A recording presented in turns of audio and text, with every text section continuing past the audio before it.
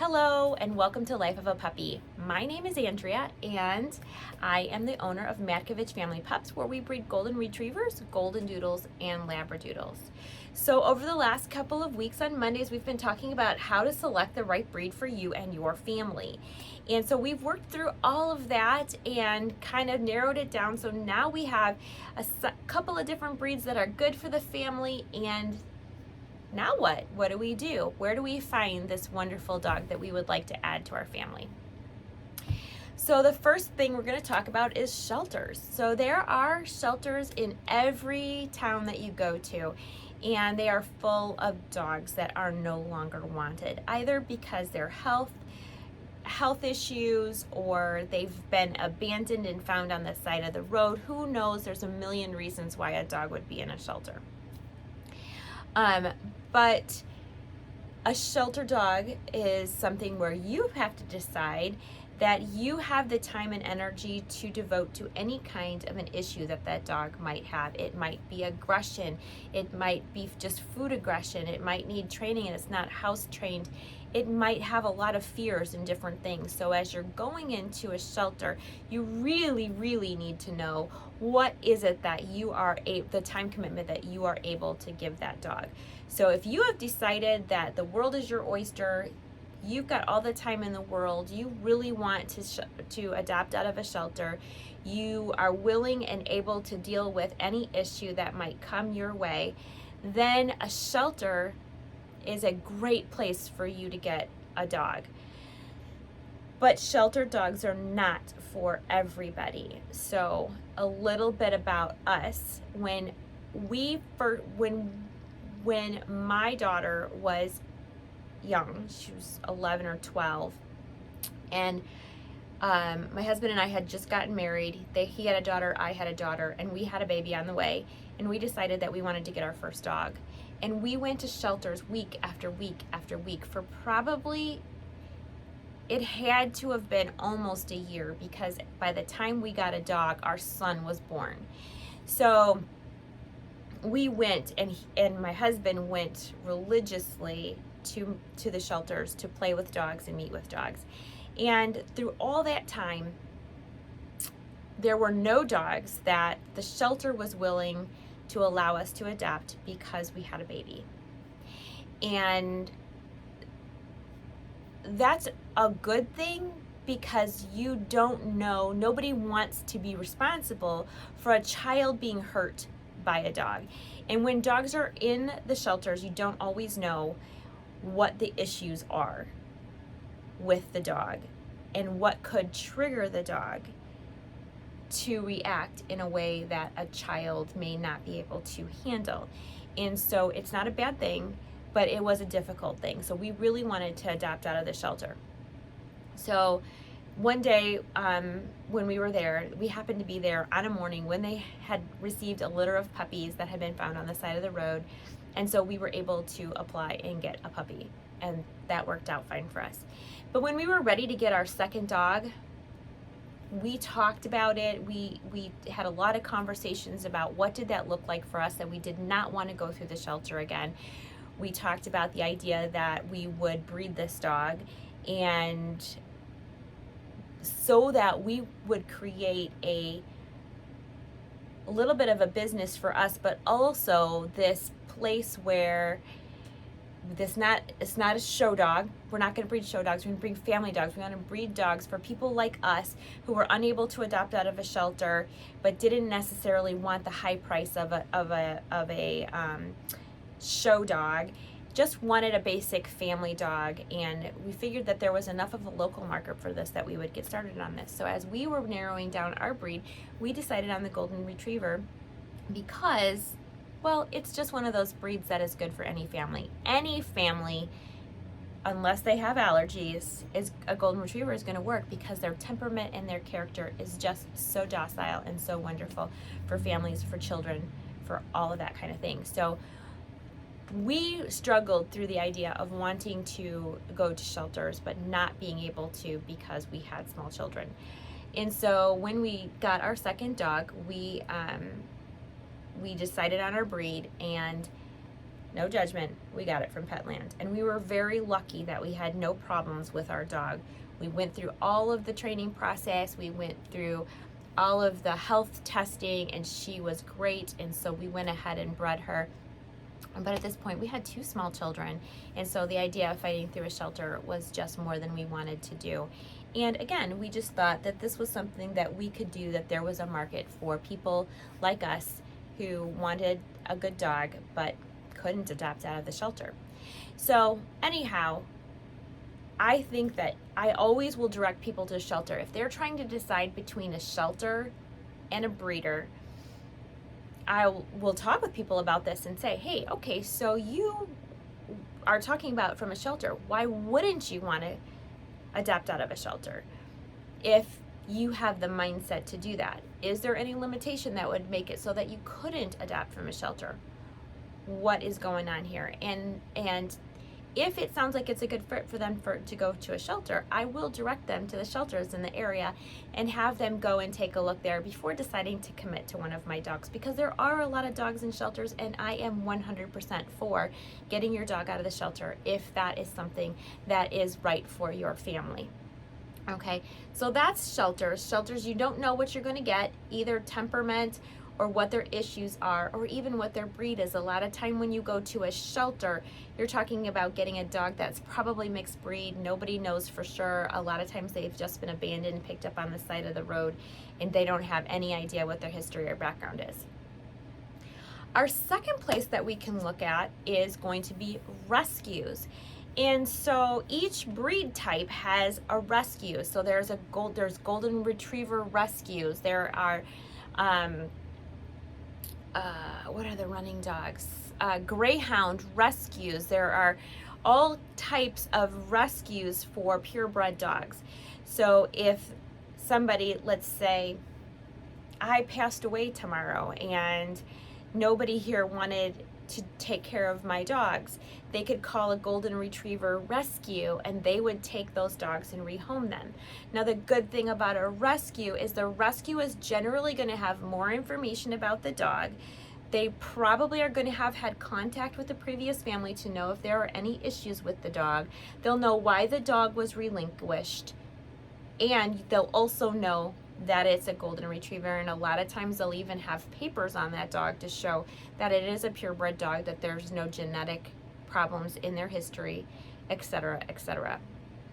Now, there is not a golden retriever rescue or a rescue for every dog breed in every town, so it may be a little bit more complicated in the legwork to try to work through getting a dog through a rescue. But if you, and a lot of times those dogs are a little bit older. So if a greyhound, say, is the dog that you really want to have, they do greyhound racing, and when the greyhounds are retired, a lot of times they will end up in a rescue. So you're going to get an older dog. You may get a dog that has some health issues or other issues, but finding that dog in that rescue is going to be a little bit more legwork than, say, going to a shelter where you're just looking for a dog with a good temperament, or that is cute, or that you click with, or whatever. So you've got shelters, then you've got rescues. Rescues are generally breed specific, and then you've got your breeder. Now, when you get into breeders, you are going to find that there is a wide range of breeders. There are breeders who breed a lot of types of dogs. There are breeders that are niche specific. There are breeders that breed show dogs. There are breeders that breed designer dogs. There are small breeders like myself who do breed out of their home but are breeding quality, health check dogs. And then there are the backyard breeders who picked up a dog here and picked up a dog there, and they bred them together. They care for their dogs very much. They take care of their puppies, but they may not be doing all of the things that they need to do health-wise, or they might be mixing breeds just because they enjoy it. And then you have the puppy mill. And when you go and cross over into that puppy mill idea, the idea of a puppy mill is that they really aren't caring for their dogs. All they care about is the bottom dollar. They aren't being careful about medications. They are not health testing. They are not taking care of even giving quality food. A lot of times you see the horror of what that's like, where dogs are emaciated. They're just bred back to back to back until the dog dies. So there is a huge gamut of breeders, from all the way from the highest quality way up there show dogs all the way down to that puppy mill mentality where you have hundreds of dogs on a property and they're just not cared for. So you do need to be careful where you're getting your dog from. So even if you are going to buy your dog online, you want to ask very specific questions of your dog breeder in order to do the best that you can to determine that the dog that you are purchasing is coming from a place that is reputable. So, how do you do that? Well, before calling any breeder, you need to put together your list of questions that you want to have answered. Some of those questions should be, do you health test your adult dogs before breeding them? What health tests do you do? Now, that question you need to research before you ask that question, because you should know, based on AKC standards, what health tests should be being done for the dog breed you are calling on. So let's say that you are looking at a large breed dog. You are always going to ask about hip and elbow tests. Are they OFA'd? Whether it's a prelim or a actual OFA, because they can't give a certificate till they turn 2 years old. Did you do that? Some dogs you have eyes, some dogs it's heart, some dogs there's thyroid, there's all kinds of things that in each individual breed could potentially be a problem, but the way that we mitigate that is by health testing the parents in order to reduce the risk of that problem within the puppies that are born. It's not 100%. It still could happen because it came from somewhere at some time, right? But the way that we mitigate that is by health testing the adults. So knowing your breed, knowing what should be being health tested on, and then asking that question, do you health test your dogs? Yeah, we do OFAs, but we don't go to the ophthalmologist. Why don't you go to the ophthalmologist? Well, we don't go to the ophthalmologist because it's 8 hours away and it takes 6 months to get in. Well, okay, but we do a DNA test to make sure that they don't have some of these other things, and we look at the history of the grandparents to see if they have cataracts, say that's the issue. And so we do our due diligence, do all that we can. Since we cannot really do eye testing, we do everything that we can to be sure that the breed line is clear of those things.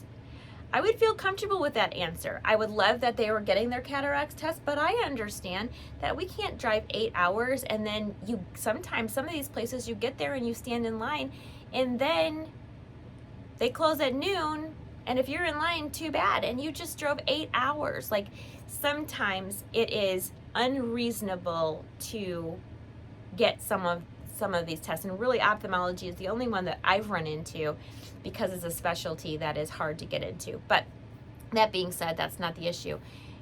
You need to know that breeder, you need to feel that you can trust that breeder, that they're giving you good answers, that they're not avoiding the question. They're like, oh, those aren't important. I've been breeding for 25 years and I've never had a dog who has hip dysplasia. Well, if you've never tested your dogs for hip dysplasia, you don't know if they have hip dysplasia.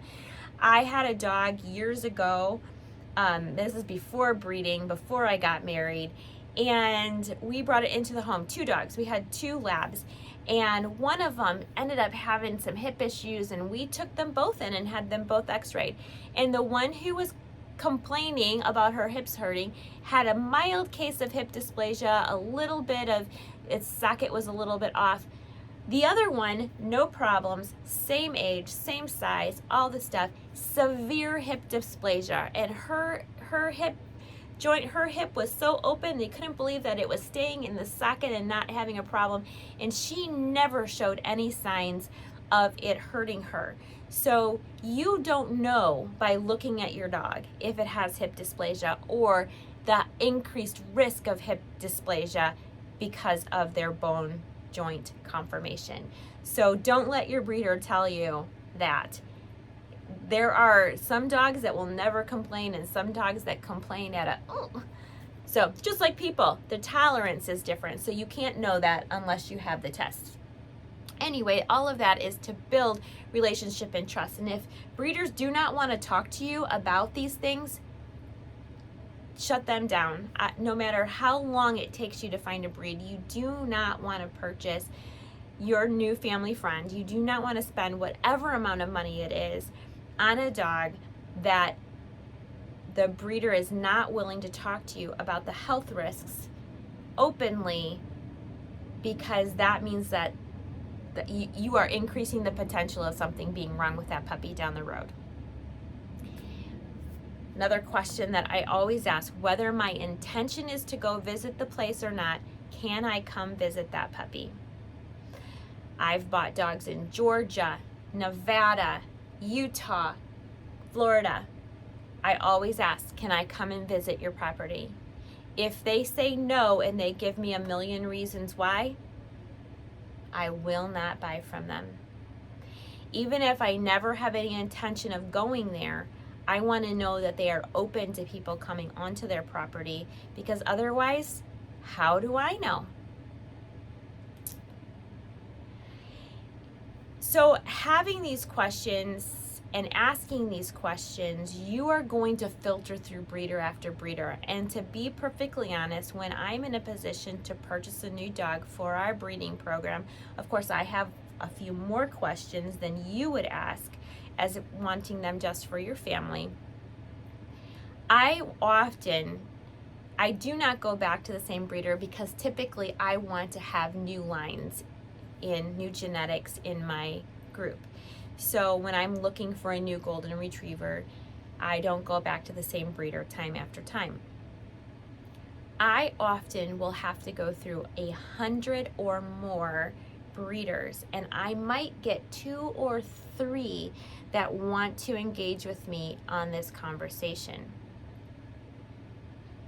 So I find that it is super good way to really narrow down the field and get somebody who is a little bit more honest and open and wanting to share with you, wanting to talk to you about how to improve the breed, wanting to talk to you about this great family dog that you're bringing into your family.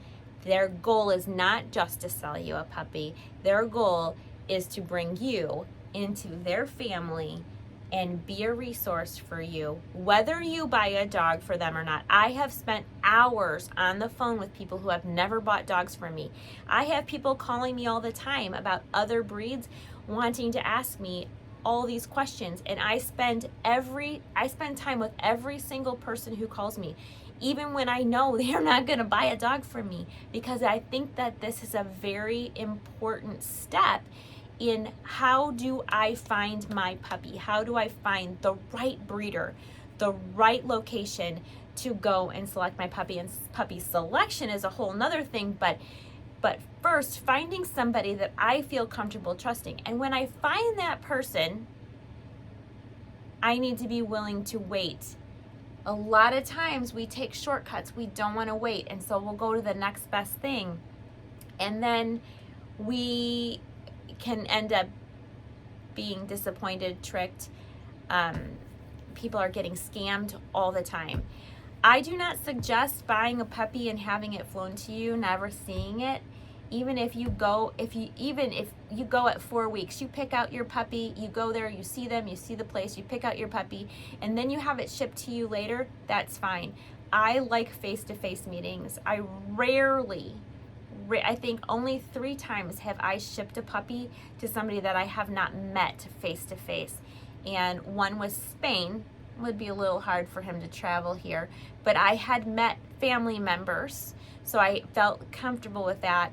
And I don't remember where the other 2 places were, but I really desire to know the people, have met the people that I am selling my puppies to. I don't still want to ship them off over the country to whoever just wants to buy them for a paycheck. That paycheck is important to me. But what is just as important to me is to be sure that my puppies are going to good homes that are going to care for them for their life and not be relinquishing them to a shelter or to a rescue. And that is also a really important question to ask. A question to ask of your breeder is, if for some reason I am no longer able to care for my puppy, let's say my business is transferring me to Guam and I can't take the dog with me, and none of my family members can take it, will you take the dog back? The answer should be yes. I will take that dog and rehome it. Now, whether they pay you for the dog or don't pay you for the dog, I wouldn't expect them to pay you for the dog. They are going to take that dog and be sure that it gets a good home for you when you can't. But they should always, your breeder should always say yes. If something happens, your health fails, you die, and no, that dog should be coming back to me before going to a shelter or a rescue or another family where you're not sure that they are going to care for that dog for the life of the dog. So those are a few questions that you can ask, and if any of those questions do not come back favorably, my suggestion is don't use that breeder. If the health of your puppy, if the quality of puppy is important to you, then you need to be sure that you are engaging with somebody who wants to engage with you, who is talking about this business like these puppies are a part of their family, and they desire them to be going to a family that is going to take care of them, and that we're doing all that we can do as a breeder to make sure we are breeding healthy puppies, and that is what we want to sell you. We are selling you more than a dog. We are selling you a companion. A breeder is selling you a member of your family at some level, and you want to be sure that that family member is going to be one that you can enjoy for its lifetime. So we're going to talk next time about how to select your puppy when you go to the breeder. We are not going to continue to touch on shelters and rescues at this time. I think in the future we'll have some more dialogue regarding shelters and rescues that are out there. If you have any questions about those, please go ahead and put those down in the comments, because they are both something that is near and dear to my heart. I think that taking dogs out of those situations is such a noble gesture. For me, it's like the foster parent. I'm a foster parent, and when I get foster kids, I don't know what I'm getting, but I still take them, and it doesn't matter, and I love them, and we deal with each issue as it comes up, and I am able to do that, but not everybody is. And so that's how I see these dogs in these shelters and in these rescues, is if you are someone who wants to just do a good thing for a pet that's in a shelter, that's in a rescue, you absolutely should do that. They will have shorter lives. They may have health issues. You need to know that and understand that, and accept that when I take that dog out of that shelter, it is mine for the rest of its given life, and I'm going to deal with whatever comes that way. There are just too many people who don't want to deal with that. But if you're somebody who can, please do. All right, we look forward to seeing you next week. And if you like this video, please hit the like button. If you haven't already, please subscribe to the channel. Hit the notification button so you don't miss anything that I upload. And if you have any questions or any suggestions, please feel free to comment on this video or any other video that I put out. I do look at the comments. I love all the fun things. I just really enjoy building this relationship on this channel with you. And I hope that the things that I'm sharing are helpful to you as you are walking through the process of selecting your breed, selecting your puppy, taking your puppy home, and everything that we're going to be talking about in the future.